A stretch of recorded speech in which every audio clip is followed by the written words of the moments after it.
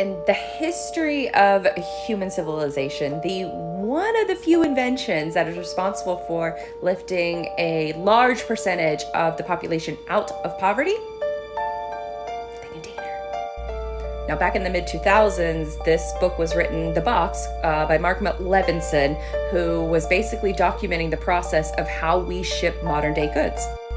Now, a container is typically what you see on the back of a truck. So this part right here is what you will typically see on a traditional sort of drayage truck, but drayage is different than regular freight, but that's another story.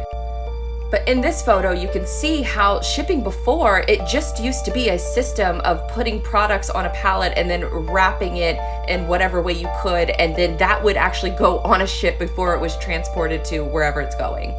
This way, you are putting the product inside of a container, so ideally the container should be able to take a more efficient route.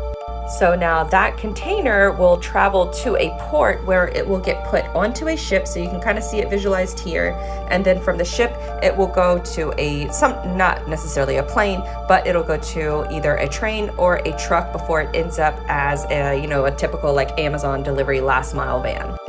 Now, this process is called containerization, and it was invented by Malcolm McLean, who is a former truck driver turned entrepreneur turned inventor that invented the actual container.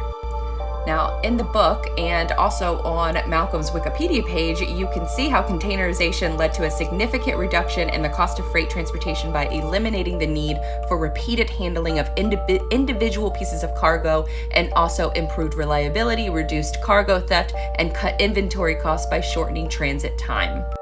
So that one invention, this one little invention, is responsible for providing millions of jobs all throughout the globe since the 1950s, and it's lifted entire generations of families out of poverty simply based on this one invention and streamlining shipping solutions for the global economy. Let me know if you want more supply chain and logistics facts, because I'm full of them. I'm fascinated by this industry and I'm covering them pretty frequently. So go ahead and hit that follow button for more supply chain and logistics facts in little trucks.